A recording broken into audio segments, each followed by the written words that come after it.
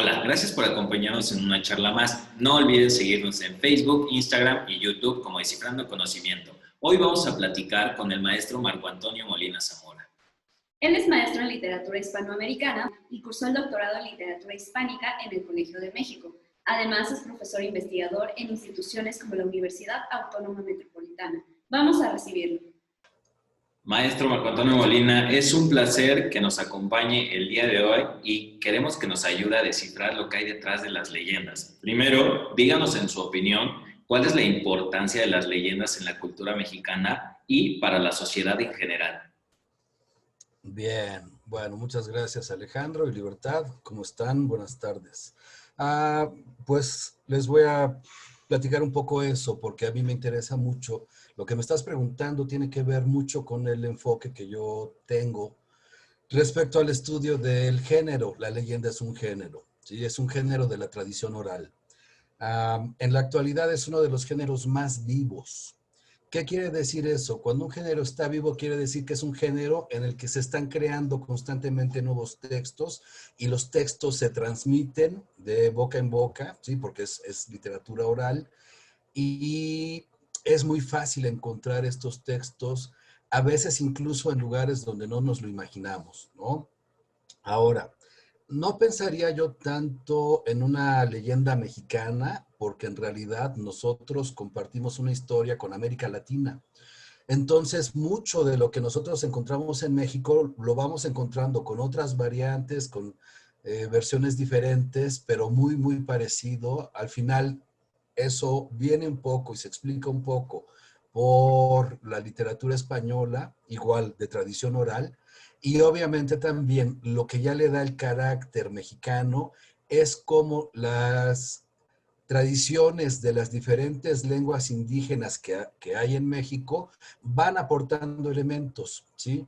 Entonces, digamos, hay como una fuente común para América Latina y esa es la parte que compartimos con ellos en las que reconocemos muchos elementos y ya las características particulares de cada país o de cada región tienen que ver justamente con eso, con lo que cada cultura local, cada lengua local aporta a ese conjunto de leyendas que son las que se cuentan y se comparten, ¿sí? Habla ya de características similares. ¿Qué podría decirnos que tienen en común las leyendas? Sin duda creo que hay temas, lugares, personajes. ¿Y qué otros elementos puede decir que son características de las leyendas? El género como tal no tiene una estructura, no tiene una forma particular. Esto es importante porque quienes estudian la leyenda dicen eso, ¿no? O sea, no hay una estructura de leyenda, ¿sí? Cuando pensamos en un cuento, el cuento tiene cierta estructura. Claro, también ya hay diferentes tipos de cuento, de diferentes épocas, etcétera, pero en la leyenda no. Entonces, una de las características para que nosotros distingamos cuándo es una leyenda, ah, una de las características es que se cuenta como una historia que sí sucedió, ¿sí? Esto es importante porque para mucha gente la palabra leyenda es como algo, es un cuento, es algo ficticio, es algo, y no, justamente es al revés, ¿no? Lo mismo que ocurre con la palabra mito, ¿sí? Y vamos a ver que están las dos relacionadas, porque también muchas veces dice la gente, es que eso es un mito, y quiere decir eso es mentira, quiere decir no, eso no es real, ¿no? Pero en realidad, para quien cuenta una leyenda o para quien cuenta lo que nosotros llamamos mito, ojo, porque la gente nunca dice, te voy a contar un mito, ¿sí? Pero para quien cuenta ese tipo de historias, esas historias son reales, ¿sí? O sea, esas historias sucedieron. Si no a mí, le sucedieron a alguien que yo conozco, ¿no? O sea, muchas leyendas tienen por ejemplo, se llaman fórmulas, ¿sí? Son fórmulas de inicio. Entonces, muchas leyendas comienzan con, ah, dicen que en tal lugar, te pueden decir, dicen que en la casa que está en tal calle o en el puente que está fuera del pueblo, o dicen que en la calle de Madero, en el centro, por ejemplo, o sea, siempre ubican la historia, ¿no? Empiezan con un dicen, un dicen así de, ah, es algo que la gente cuenta, es algo que la gente dice, a mí me lo contaron. Entonces, bueno, se incorpora también el elemento con el que está quien lo cuenta tratando de darle una veracidad a la historia. A mi abuelo le pasó, ¿sí? O mi mamá me cuenta que a mi abuelito le pasó tal cosa, ¿sí? Entonces, bueno, eso es lo que normalmente se utiliza y con eso nos están queriendo decir, esa historia, quien la cuenta, sí la cree, ¿sí? Ojo, quien está contando posiblemente no, porque muchas veces la gente dice, bueno, pues eso cuenta mi mamá, ¿no? Dice que a mi abuelo le pasó eso, pero no sé, yo no creo mucho en esas cosas, ¿sí? Entonces, se está deslindando, dice, no, yo no comparto esas creencias, pero ojo, cuando se hace eso, existe socialmente un margen para pensar que podría ser, que eso podría pasar. Si nosotros contamos un cuento, por ejemplo, en el cuento nosotros pensamos, el cuento es completamente ficticio, ¿no? O sea, si yo les voy a contar el cuento de Pinocho, no les digo, yo no sé si sea cierto, pero dicen que había un niño, o sea, nadie empieza un cuento de ficción, que sabemos que es ficción, nadie lo empieza de esa manera, deslindándose, ¿sí? Ahora, en cuanto a los temas, una característica importante de la leyenda es que tratan de temas en los que el ser humano, el hombre, las personas, tienen un contacto con lo sobrenatural, ¿sí? Si no está ese elemento sobrenatural, ya no se considera que es un cuento, perdón, que es una leyenda, se considera que es una anécdota, por ejemplo, ¿sí? O sea, yo les puedo contar algo, les voy a contar algo que me pasó cuando fui la última vez a la playa, ¿no? Y entonces les cuento una historia y la historia puede al final resultar muy divertida, puede resultar muy curiosa, ¿sí? Eso no es una leyenda, eso es una anécdota, ¿no? En las leyendas está ese elemento sobrenatural, ¿no? Que puede manifestarse de diferentes formas. Entonces, bueno, en esa parte que preguntaba Libertad, bueno, ¿cuáles son los personajes? Ahí es donde compartimos personajes con otras regiones de América Latina, por ejemplo, o de España, ¿sí? Pensando en España, ojo, como el puente, pero también podemos compartir historias con el resto del mundo, con Europa, por ejemplo, ¿no? Entonces, hay personajes, hay temas que tienen que ver con historias más amplias, difundidas por todo el mundo, por Europa, por pensar en un ejemplo, que nos llegan o nos llegaron por medio de España, ¿sí? Y en América Latina, pensemos simplemente en esto. Nosotros, y muchas veces la gente piensa, La Llorona es un personaje mexicano, es bien mexicano. Ah, mm, Más o menos, ¿sí? O sea, con ese nombre, con ciertas características como lo conocemos nosotros, sí. Pero esas mujeres, pensando, ¿qué es la Llorona? La Llorona es una mujer que se aparece en la noche y que tiene ciertas características que nos hacen saber que no es una mujer normal, real, de carne y hueso, que puede ser otra cosa, ¿sí? Bien, esas mujeres se aparecen por toda América, ¿sí? O sea, las encontramos como Llorona, la podemos encontrar en Centroamérica. En Centroamérica también se habla de la Llorona, pero en otras regiones más al sur, Sudamérica, también encontramos ciertas mujeres que se aparecen de esa forma, ¿no? Ahí es donde encontramos esas relaciones, ¿sí? Y donde podemos decir, bueno, claro, puede haber una fuente común, ¿sí? Puede haber creencias locales que les dan ciertas características específicas y otra cosa, que esto yo supongo que les podría interesar, es que a veces esas historias se refieren a elementos que pueden estar tal vez más profundos en nuestro inconsciente, pensando tal vez en un inconsciente colectivo, ¿no? ¿Por qué hay coincidencias? ¿Por qué hay historias que coinciden en América y las podemos encontrar en Europa, en Asia, en África? Claro, porque hay historias que tienen que ver con preocupaciones, con miedos, con deseos, del ser humano que compartimos con otros seres humanos, ¿sí? Que pueden tener que ver con dudas, por ejemplo, ¿no? ¿Por qué pasa esto? ¿De dónde viene tal cosa? ¿sí? Entonces, ahí hay que pensar, claro, si los seres humanos nos hacemos las mismas preguntas y vivimos en ciertos contextos de naturaleza, sociales, etcétera, similares, no es difícil que lleguemos también a ciertas respuestas similares, ¿sí? Entonces también está esa parte. Ahora, esto que estoy diciendo, muchos lo consideran una teoría. Dicen, bueno, esa es una teoría porque hay historias que se repiten y que son tan parecidas y existen en diferentes lados, ¿no? Esa es una teoría. No puede haber otras explicaciones. Para mí esa es como la historia, la teoría, perdón, más cercana, yo creo, a la realidad. Ahora bien, sabemos que existen las leyendas tradicionales y las leyendas urbanas. ¿Cuáles son sus diferencias y similitudes? Ah, me estás haciendo una pregunta que es un poco complicada, porque los estudiosos del género no se ponen de acuerdo, algunos no coinciden en sus respuestas. Ah, al que yo considero que es mi maestro, por ejemplo, él dice, no existen las leyendas urbanas, o sea, eso, no lo nombramos de esa manera, ¿sí? Ah, para mí sí habría ciertas características de leyenda urbana que yo consideraría de esta manera, por eso yo sí aceptaría pensar en una leyenda urbana y ahí rompe con un poco con la definición que daba yo hace un rato, ¿sí?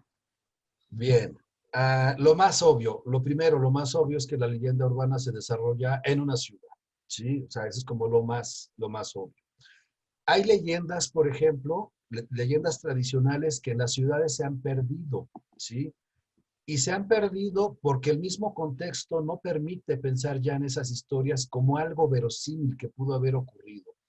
Si nosotros salimos, por ejemplo, a otras regiones, otros estados, a comunidades más pequeñas, es muy frecuente que escuchemos hablar de los nahuales o de personajes que sean como los nahuales.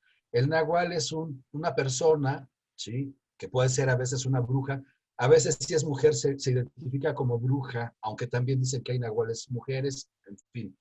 No nos vamos a meter ahorita en esa discusión, pero bueno. La bruja o el nahual se considera que se pueden convertir a voluntad en un animal, ¿no? Entonces es frecuente encontrar esas historias. Alguien cuenta, andaba yo por el campo y entonces se me apareció un burro, ¿sí? Se me apareció un burro que tenía ciertas características y que estaba haciendo tales cosas. Por la actitud nos dicen, ah, eso no era un burro normal, era un nahual, ¿sí? O se apareció un cerdo igual muy grande, o se apareció un perro negro muy grande, ojos rojos, etcétera. ¿Sí? Bueno, esas historias de nahuales en las ciudades se han perdido. Porque si a mí me dicen, iba yo caminando por tal avenida y se me apareció un burro, uno dice, "Ah, a ver, o sea, no, ¿cómo? Ya no, a mí nunca me ha pasado ver un burro en una avenida, ¿no? Si no es de los que están jalando los carritos, por ejemplo, de basura, cosas de ese tipo, ¿no? Pero ya no lo pensamos nosotros como algo verosímil. O me salió un cerdo y se me atravesó y en la ciudad, no, ya no es algo verosímil. Esas historias entonces dejaron de contarse en la ciudad, porque ya no, a la gente ya no le parecían verosímiles, ¿sí? Bueno. Pero las leyendas urbanas tienen otras características. Y aquí voy a dar mi definición, lo que yo considero que es una leyenda urbana, a partir de las historias que conozco y bueno, de pensar un poco en el problema. ¿Sí? En las leyendas urbanas, decía yo, la primera característica es que se ubica en una ciudad. Sí. Bueno, pero eso no es suficiente para definir qué es una leyenda urbana. ¿Sí? Creo que una de las características importantes es que el elemento sobrenatural se sustituye por un elemento que ya no es sobrenatural, ¿sí? Pero que tiene la misma función. ¿Cuál es esa función? Es hacer sentir miedo, hacer sentir un temor, ¿sí? Vamos a ver ejemplos de leyendas urbanas, de lo que yo consideraría leyendas urbanas. Y hay algunas que ustedes conocen desde hace años, ¿sí?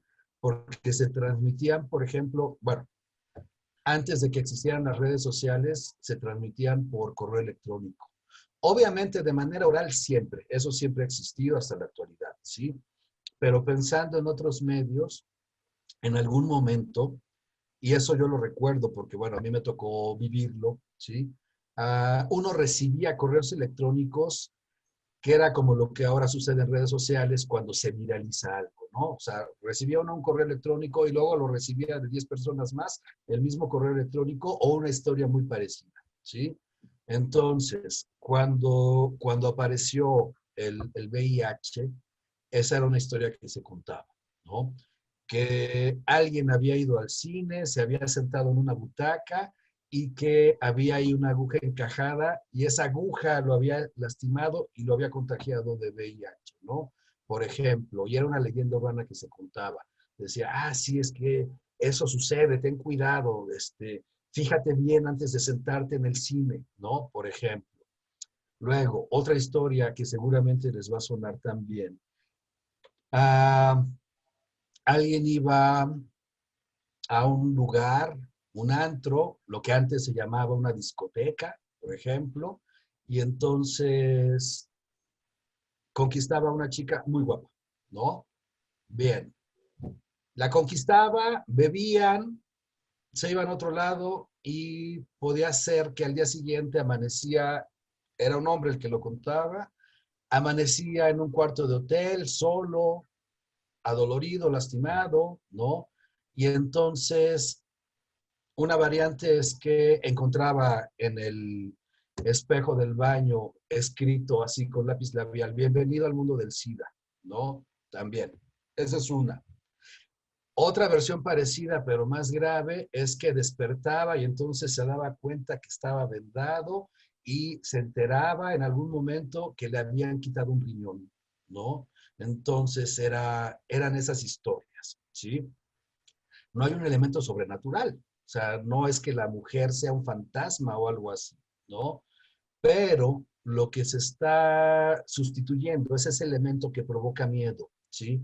Porque esto tiene que ver con lo que para mí es la función de las leyendas. Las leyendas buscan que la gente sienta miedo, buscan provocar miedo para regular ciertas conductas, ¿sí? Entonces, es un poco por ahí por donde estas leyendas urbanas funcionan también, ¿sí? O sea, es provocar miedo. La historia trata de provocar miedo en la gente para regular ciertas conductas. Por ejemplo, no te vayas mucho a fiestas. Si vas a una fiesta, no andes conquistando mujeres, ¿no? Ah, cosas de ese tipo, ¿no? Hay otras historias que se cuentan, por ejemplo, sobre asaltos, ¿no? Que dicen, sí, iba caminando y entonces alguien se acercó, le dio un papel, le pidió que le leyera una dirección y la persona toma el papel y de repente se quedó dormida y ya no supo más, ¿no? Entonces, bueno, también tienen esa función, ¿sí? O sea, ojo, y no quiere decir que eso no pueda pasar, no quiere decir que no pueda suceder en algún momento o que no haya un riesgo real, ¿sí? Pero estas historias lo que nos están diciendo es, ten cuidado, o sea, no hagas esto, cuida de tal cosa, no vayas a cometer ciertos errores, eso es lo que está detrás, ¿sí? Y esas leyendas urbanas van sobre eso. Otra que se contaba que, bueno, sobre asaltos, por ejemplo, hay de distintos tipos, ¿no? Pero si lo pensamos es eso, o sea, son historias que hablan sobre los miedos, los peligros de vivir en una ciudad, ¿sí? De convivir con mucha gente, con muchos desconocidos, y que muchas veces esos desconocidos se acercan y no sabemos con qué intención. Entonces, por ahí es como yo definiría la leyenda urbana y por donde creo que se puede explicar. Esto último que menciona de que buscan, por ejemplo, generar miedo, hablar de alguna cuestión como esta de no vayas a fiestas, ¿sucede lo mismo en las leyendas tradicionales? ¿O cuál sería el propósito de, por ejemplo, las que nos llevan a personajes paranormales, ¿no? Tienen una función parecida, sí tienen una función parecida, depende de la historia, ¿no? Pero les puedo poner algunos ejemplitos así rápidamente. Ah, no sé si conocen las historias de los chaneques o cheneques, cambia la forma de decirlo según la región, ¿sí? Pero los chaneques se supone que son niños, o se ven como niños, no son niños, pero se ven como niños y se encuentran en los ríos, en los ojos de agua, son niños que están jugando, ¿sí? Y muchas veces lo que hacen es que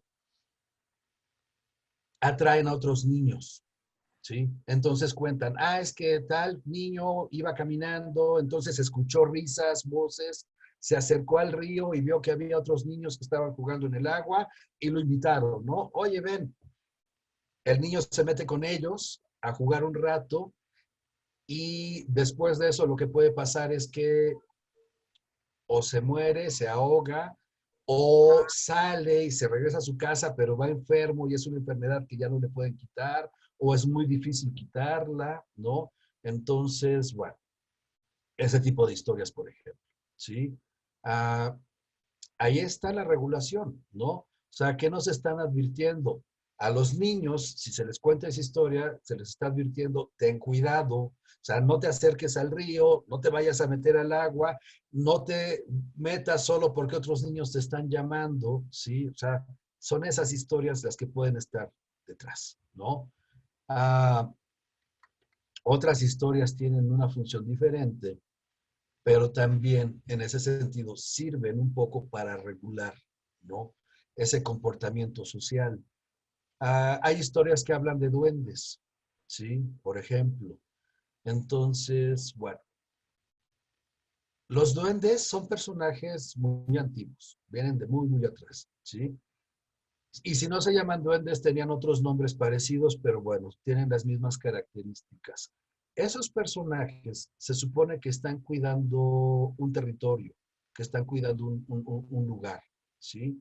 Entonces, cuando el ser humano llega a ciertos espacios, espacios de la naturaleza que no necesariamente son espacios del hombre, vamos a pensar un poco en esa dicotomía entre campo y ciudad, por ejemplo, o entre lo que es la civilización y lo que es la naturaleza, ¿sí? Entonces, normalmente, si ustedes piensan en las historias de duendes, normalmente las historias de duendes se cuentan en esas zonas que están en los límites, ¿sí?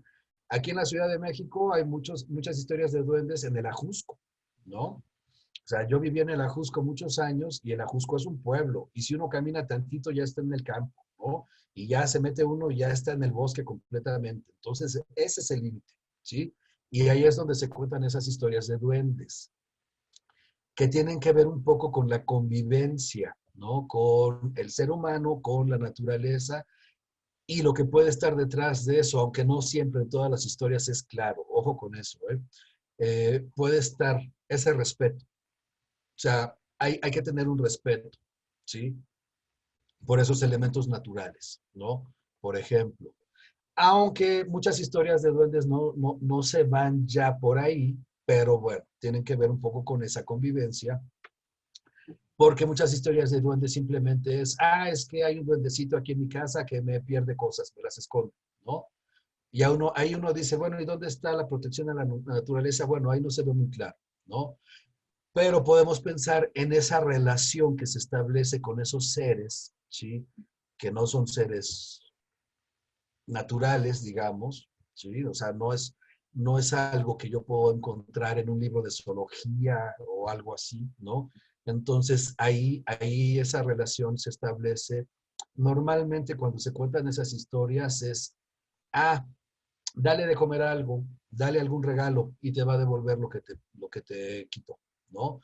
Porque esconden las cosas, después vuelven a aparecer, o yo le doy un regalo y entonces ya apareció lo que no encontraba y ya lo recuperé, ¿no? Entonces sí tienen que ver también un poco con eso. Claro que sí, maestro. Y sabemos que las leyendas se han transmitido de manera oral, como usted lo mencionaba, ¿no? Siempre las leyendas se transmiten de manera oral por generación en generación. Sin embargo, podría ser que esta costumbre de platicar las narraciones se vaya perdiendo poco a poco. Hoy sí los niños conocen las leyendas, a veces es por videos o por películas, ¿no? Todos hemos visto alguna leyenda en internet. ¿Cómo ve usted el futuro de las leyendas? No, no creo, al contrario, justamente lo que me estás diciendo, o sea, que ahorita encontremos leyendas por todos lados, porque esa es la realidad, ¿sí? Simplemente pensemos en esto. Hace unos años no había programas que, en los medios de comunicación, no había programas que hablaran de leyendas, ¿no? El 11 tuvo hace mucho una serie de programas que hizo sobre leyendas mexicanas. Entonces eran recreaciones sobre la mulata de Córdoba y otras historias muy, muy conocidas, ¿sí? Bueno, pero después aparecieron, y yo creo que ya en ese momento ya existía, no tengo la fecha correcta, pero yo creo que ya existía un programa que todo el mundo conoce, que es el de La Mano Peluda, ¿sí? Un programa en radio, ¿no? Bueno, sea, ese programa tenía una audiencia altísima, ¿sí? Y obviamente, después de ese programa, empezaron a aparecer otros en radio y también en televisión, ¿sí? Y tenemos ahora, por ejemplo, canales de YouTube, eh, también tenemos cuentas de TikTok donde se cuentan esas historias, ¿sí? Entonces, que esas historias estén por todos lados no nos habla de el fin del género, sino al contrario, justamente de cómo ese género está tan vivo y tan vigente, como ya decía yo al principio, ¿no? Porque además encontramos esas historias incluso en los periódicos, ¿sí? Vamos a pensar en eso. De repente nosotros leemos noticias que nos parecen como raras, ¿no? Uno dice, encuentra el encabezado y dice, ah, caray, esto, a ver qué, ¿no? Y entonces nos hablan, pensemos simplemente en lo que fue el chupacabras, ¿sí? O sea, las noticias del chupacabras aparecían en los periódicos, en televisión, en radio, en los medios impresos, ¿no? Bueno, y así como eso, encontramos otros ejemplos que se siguen publicando, ¿sí? Entonces, nos habla eso de la vigencia del género. El género está muy vigente. Y yo creo que eso tiene que ver con algo que no es nuevo en realidad. Muchos filósofos y pensadores lo mencionan en la actualidad. Estamos viviendo una época de mucha incertidumbre, ¿sí? O sea, hay muchas cosas que ya no nos quedan claras, de las que ya no estamos seguros. Eh, en ciertos momentos de la historia había como certezas que tal vez no eran reales, pero esas certezas como seres humanos nos tenían tranquilos. Y decíamos, bueno, mientras esto esté así, estamos bien y no va a pasar nada. Y ahorita no tenemos ya ninguna garantía de nada, ¿no? Simplemente pensemos en eso. O sea, hace 2 años nos hubieran dicho, oye, va a haber una pandemia de tal tipo y hubiéramos dicho, ah, eso es falso, ¿cómo crees? No, claro que no, eso no va a pasar. O sea, eso lo sacaste de una película. ¿Y qué estamos viviendo? ¿Sí? Entonces, es una época desde hace tiempo de mucha incertidumbre por un lado, pero también se combina con mucho escepticismo por otro lado, ¿no? O sea, las creencias religiosas, aunque no han desaparecido y no van a desaparecer, pero hay religiones o hay respuestas que la gente encuentra en las religiones que ya no son suficientes, ¿sí? Por ejemplo, ¿no? Y eso explica por qué de repente la gente cambia de religión de una a otra, ¿sí? Digo, es una manera muy simple de decirlo, pero creo que tiene que ver con lo mismo, ¿no? Entonces, todo lo que es ahora también, que se le llama el New Age, la moda del New Age, tiene que ver también con eso, ¿no? Es un poco más blanquito, más civilizado y de mayor nivel económico, pero tenemos que ahora la gente cree mucho en los ángeles, por ejemplo, ¿no? O sea, eso no está muy lejos de la creencia en las leyendas y en santos populares, porque de repente la gente piensa, ah, no, no, no, o sea, creer en ciertos santos, ah, no, eso es de cierta gente, ¿no? No, yo creo en los ángeles, ¿sí? Y entonces es al final lo mismo, ¿sí? es la búsqueda de algo para afianzarse, para estar tranquilo, para sentirse seguro, pero es eso, es esa sociedad de incertidumbre en la que vivimos y en la que hay a veces pocas respuestas o a veces esas respuestas no nos convencen, que ese es otro problema, ¿no? O sea, de repente tenemos respuestas en la ciencia, pero la gente no las cree, ¿sí? O sea, le da miedo la vacuna contra el coronavirus, creen que le van a cambiar el ADN y que le van a meter un chip, ¿no? Y la gente prefiere pensar en que le van a cambiar el ADN, aunque eso no lo entienda ni lo pueda explicar, y que le van a meter un chip, aunque eso tampoco pueda decir, o sea, ¿cómo va a haber un chip de ese tamaño que se pueda meter por medio de una jeringa y que además se va a instalar en nuestro cerebro y nos va a controlar por medio de una antena? O sea, puede ser igual de absurdo, pero la gente puede creer eso y preferir creer eso que una explicación científica sobre las vacunas que ahorita tenemos perfectamente clara y que la ciencia la puede dar, pero no, o sea, el problema es ese, o sea, también no nada más es que no tenemos a veces muchas respuestas, sino que esas respuestas son muy científicas, nos parecen muy complejas y entonces ya desconfiamos y ya no queremos creer eso. Profesor, para ir cerrando, queremos mencionar que usted tiene un libro titulado Leyendas urbanas y tradiciones en el México del siglo XXI. ¿Qué hallazgos puede platicarnos que haya encontrado en él? La historia de ese libro comenzó,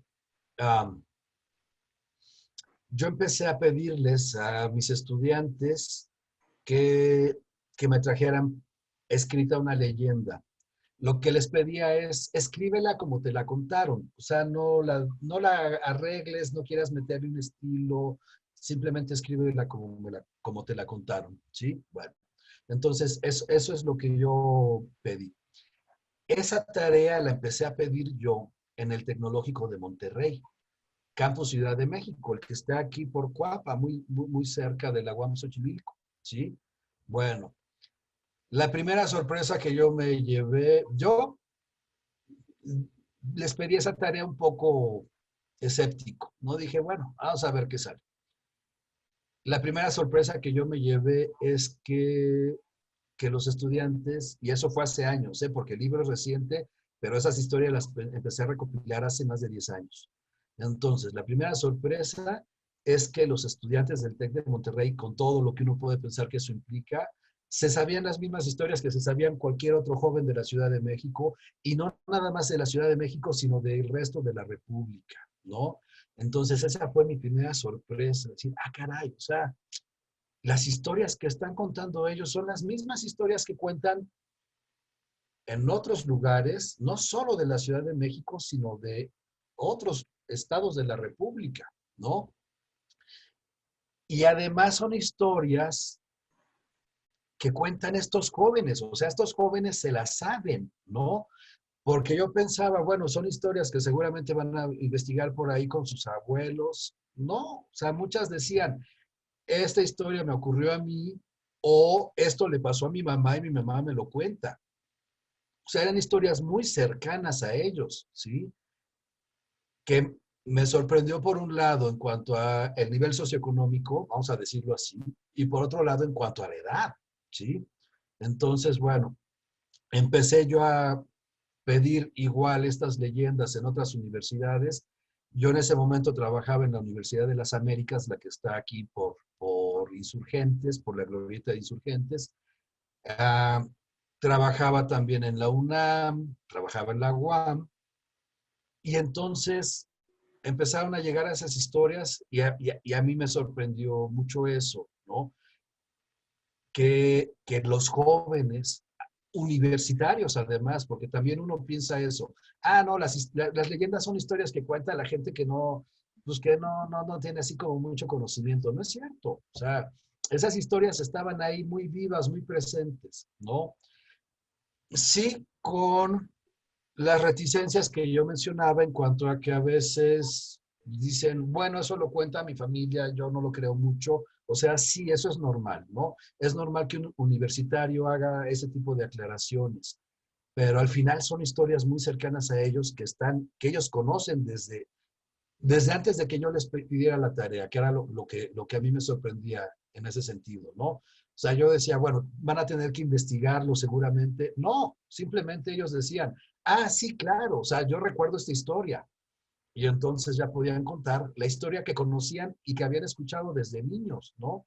Entonces, bueno, para mí eso fue una sorpresa, lo tengo que decir. Y en ese momento no tenía idea de qué tan vivo podía estar el género. Claro, lo estaba yo viendo muy de cerca, ¿no? Ya después, ya sabiendo todo lo que hay, todo ah, lo que mencionaba yo que existe en cuanto a programas en radio, en televisión, etcétera, ya uno dice, claro, es lógico, ¿no? O sea, estas historias están por todos lados, están en internet, ¿no? O sea, las redes sociales más viejas o más recientes están circulando esas historias porque siguen teniendo un interés para la gente. Ahora bien, yo tengo otra pregunta. Siempre que hablamos de leyendas, nos acordamos de historias viejas, ¿no? O sea, que nos han contado desde los abuelitos. ¿Hay leyendas nuevas o cómo se crean las leyendas? No sé, quizá en 10 años alguien esté contando algo que ahorita está sucediendo, ¿no? ¿Cómo sucede esto? Porque es Es muy, interesante. es muy buena pregunta. Esta pregunta que acabas de hacer es buenísima porque tiene que ver mucho con cómo funciona la tradición oral. Ojo, estamos hablando de tradición oral en primer lugar y luego del género leyenda en particular. No se piensa que en la tradición oral y en las leyendas en particular, no se piensa que se crean nuevas leyendas. Lo que se dice es que se reactualizan, ¿sí? ¿Qué quiere decir eso? Ah, alguno de ustedes, por ejemplo, ¿no? Cuenta una historia sobre algo que tal vez le sucedió y entonces esa historia va a tener los elementos de su contexto, ¿sí? Y la van a contar a, por ejemplo, a sus amigos. Oye, ¿qué crees que me pasó? Me acaba de pasar algo, ¿sí? Se la cuentan a sus amigos y sus amigos entonces, ojo, lo que no tenga que ver con un contexto que sea verosímil para ellos, lo van a olvidar o lo van a rechazar, ¿no? Bien, entonces, sus amigos van a recordar la historia. Claro, si la historia tiene cierto interés, la van a recordar, ¿no? Y van a recordar esos elementos de contexto que son significativos para ellos, ¿sí? Para ellos y para ustedes, porque por eso lo están contando. Voy a poner un ejemplo y ahorita podemos pensar en otros más recientes, sobre esas historias más recientes, ¿no? Hay una historia muy, muy, muy tradicional. Un investigador español, sí, especialista en leyenda, que es José Manuel Pedrosa, ubica esa historia desde la China antigua, ¿sí? Bien, pensemos desde la China antigua, o sea, estamos hablando de cientos de años antes de nuestra era, ¿vale? O sea, estamos pensando de esa antigüedad. Bueno, y la historia nos va a sonar que alguien nos ha contado eso en algún momento, ¿no? Que es la historia de una persona que va en la noche manejando, puede ser un taxi, su automóvil, ¿sí? Y entonces una mujer le pide un aventón, el hombre se detiene, la mujer sube y el hombre le dice, es muy tarde y está ella sola. Y el hombre le dice, ¿a dónde va? Y ella contesta, ¿me podría llevar por favor a tal lugar o acercarme a tal lugar? Y ya, el hombre la lleva, la deja, la mujer baja. Hay muchas posibilidades en esa historia, pero al final la conclusión es que esa mujer estaba muerta, ¿sí? Entonces, bueno, esa es la historia. Simplificada mucho, porque pueden pasar muchas cosas, ¿sí? O sea, si es un taxista, la mujer le dice, no tengo dinero, le dejo esto y mañana regrese aquí a que le paguen, o la mujer se baja simplemente y deja olvidado algo, un suéter, algo, entonces el taxista después regresa. Si no es un taxista, puede ser una persona que no trabaja de eso, pero con su automóvil lleva, pero ocurre lo mismo, ¿no? Le dejan olvidado algo y dice, mañana lo tengo que regresar a devolver, etcétera, ¿no? Bueno, son esas muchas posibilidades. Pero al final la historia es que el hombre se entera por alguna razón que esa mujer estaba muerta, ¿sí? Bien, entonces, si pensamos cuántos siglos tiene esa historia contándose, es obvio que a lo largo de esa historia, en los siglos que se ha contado, esa historia se tenga que reactualizar, que era lo que yo comentaba hace rato, ¿no? O sea, el concepto de la reactualización. En algún momento, cuando la gente se movía en carretas, el hombre iba en una carreta, ¿sí? Cuando la gente se movía en peceros, el hombre iba en un pecero, iba en un taxi, iba en un colectivo, etcétera. Entonces, el transporte, por ejemplo, se tiene que ir actualizando con la época, ¿sí? Y ese es un elemento que tiene que ver con esa reactualización. Entonces, lo que deja la mujer se puede reactualizar también, ¿sí? La mujer puede dejar un pañuelo, pero ahorita a nosotros ya no nos suena tanto un pañuelo, ya nadie trae pañuelos, ¿no? Por ejemplo, es muy raro que alguien cargue todavía un pañuelo. Entonces, tenemos que reactualizarlo y pensar que lo que olvidó fue su suéter, ¿sí? O tal vez ya no pensamos en un suéter, tal vez es la bolsa, ¿no? Etcétera.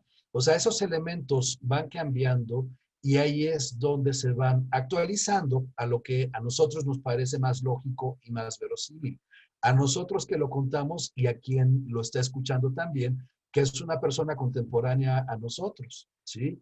Entonces, esas historias se van actualizando. Ah, Piensen ustedes en historias más recientes que tal vez les hayan contado. El contexto es actual y ahí es donde el núcleo de la leyenda no es muy diferente, pero todos los elementos alrededor son los que se actualizan, ¿sí? Porque alguien puede decir, bueno, esto me ocurrió en mi departamento. Yo vivo en un departamento de tal unidad que puede ser muy reciente, por ejemplo, ¿no? Claro, esa unidad hace 10 años no existía, bueno, pero ahorita ya existe, ¿no? Y en esa unidad me sucedió esto y resulta que todos los elementos que yo cuente de contexto van a ser elementos actuales, ¿sí? Pero el núcleo es lo que no cambia tanto. Y ahí puedo decir, bueno, me espantaron. O sea, pasó esto y me espantaron. Pudo haber sido un fantasma o algo así, ¿no? Entonces, esa parte es la que no cambia demasiado. El contexto es el que sí. No sé si queda claro de esa forma. Muy, muy claro, maestro. Lamentablemente se nos termina el tiempo, pero nos quedamos con ganas de más. Creo que este tema da para horas y horas de una buena plática. Nos dio mucho gusto compartir con usted este conocimiento que nos haya compartido no solo a nosotros, sino al público que va a ver este video, este gran conocimiento. Fue una charla muy interesante y esperemos y esperamos platicar con usted de nuevo sobre otros temas y también sobre este tema. Si hay más que platicar, nosotros encantados de tenerlo aquí para que nos haga llegar toda esa maravillosa información que tiene. Pues muchas gracias a ustedes, Libertad, Alejandro. O sea, yo aquí con mucho gusto, cuando ustedes quieran, me inviten, yo aquí puedo estar. La verdad es que eh, hay mucho que platicar y creo que es interesante. Bueno, para mí es muy interesante, ya para la otra gente no sé, ¿no? Pero cuando ustedes gusten, me pueden invitar y yo encantado también. Muchas gracias, Muchas gracias por gracias. todo. Gracias por acompañarnos nuevamente en una maravillosa charla. Les seguiremos trayendo más temas interesantes y no olviden seguirnos por nuestras redes sociales. Estamos como Descifrando Conocimiento. Hasta la próxima.